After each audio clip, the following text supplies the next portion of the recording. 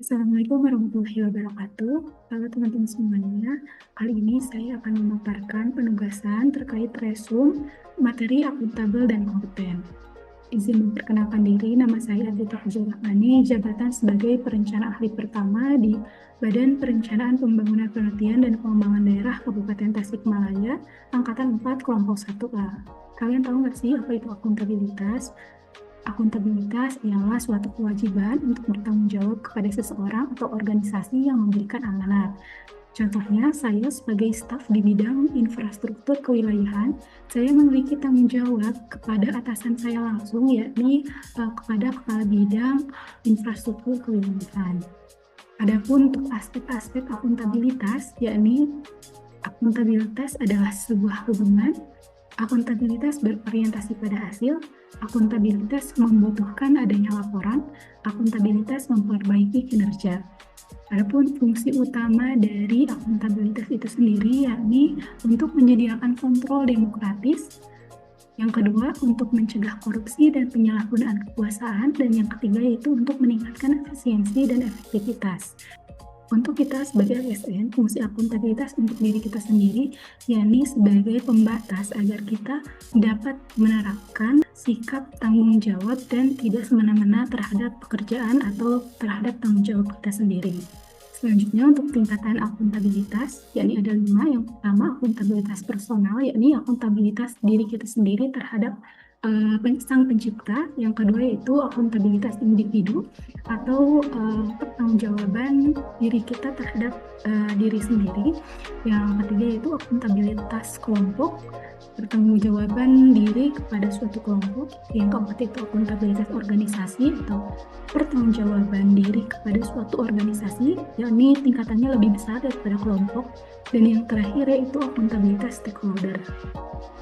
Adapun mekanisme akuntabilitas terdiri dari akuntabilitas kejujuran dan hukum, akuntabilitas proses, akuntabilitas program, serta akuntabilitas kebijakan.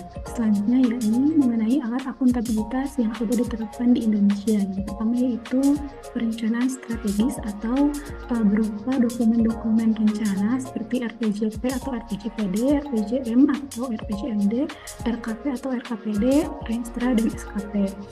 Nah, dari dokumen-dokumen ini sangat familiar khususnya di unit kerja saya, yakni Baplitbangda Kabupaten Tasikmalaya. Dokumen tersebut menjadi guide atau suatu tuntunan untuk kita dapat mewujudkan atau merealisasikan rencana-rencana di masa depan.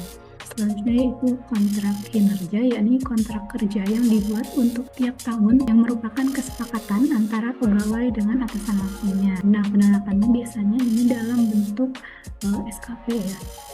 Dan yang terakhir yakni laporan kinerja atau berupa laporan akuntabilitas kinerja instansi pemerintah atau LAKIP. Selanjutnya untuk alat ukur akuntabilitas di Indonesia, yakni terdiri dari kepemimpinan, transparansi, integritas, tanggung jawab, keadilan, kepercayaan, keseimbangan, kejelasan, serta konsistensi. Masuk ke pembahasan yang kedua, yakni terkait kompeten. Apa sih itu kompeten? Kompeten merupakan perpaduan aspek pengetahuan, keterampilan, dan sikap yang terindikasi dalam suatu kemampuan dan perilaku seseorang sesuai tuntutan pekerjaan. Seperti contohnya saya bekerja di bidang infrastruktur kewilayahan pada unit Badan Perencanaan Pembangunan Penelitian dan Pengembangan Daerah, dan saya merupakan sarjana lulusan perencanaan wilayah dan kota. Nah, selanjutnya untuk kompetensi yang harus ada pada ASN, yang pertama yaitu kompetensi teknis, yang kedua kompetensi manajerial, dan yang ketiga yaitu kompetensi sosial kultural. Dari prinsip-prinsip pengembangan kompetensi ASN, yang pertama yakni sebagai upaya peningkatan kompetensi yang dilakukan organisasi maupun individu melalui proses perencanaan, pelaksanaan, dan evaluasi sesuai dengan kebutuhan organisasi dan pegawai. Yang kedua yaitu setiap ASN memiliki hak dan kesempatan untuk mengembangkan kompetensi. Yang ketiga ini diarahkan pada pengembangan kompetensi sesuai kebutuhan jabatan. Dan yang terakhir yaitu pengembangan kompetensi sebagai salah satu dasar dalam pengangkatan jabatan dan pengembangan karir. Selanjutnya untuk pengembangan kompetensi yang ada pada pemerintahan, yang pertama yakni pengembangan melalui sistem pendidikan, di mana pada pengembangan pendidikan ini ASN diberikan tugas belajar untuk meningkatkan pengetahuannya dengan misalkan saya sebagai sarjana perencana wilayah dan kota, saya mengikuti tugas belajar untuk melanjutkan studi saya ke jenjang S2 seperti itu. Nah, selanjutnya untuk pengembangan kompetensi yang kedua yakni melalui pelatihan, di mana melalui pelatihan ini terdapat dua cara. Yang pertama yaitu klasikal dengan tatap muka secara langsung, pelatihan yang diselenggarakan secara offline. Sedangkan yang kedua yaitu pelatihan non klasikal atau pelatihan yang diselenggarakan melalui kelas online atau Zoom atau biasanya sering dilaksanakan pada room Zoom meeting seperti itu.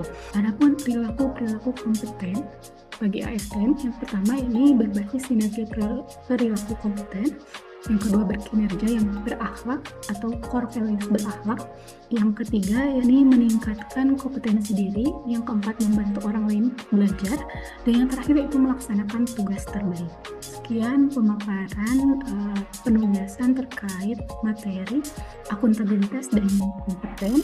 Mohon maaf apabila masih banyak kekurangan dan kesalahan. Terima kasih. Wassalamualaikum warahmatullahi wabarakatuh.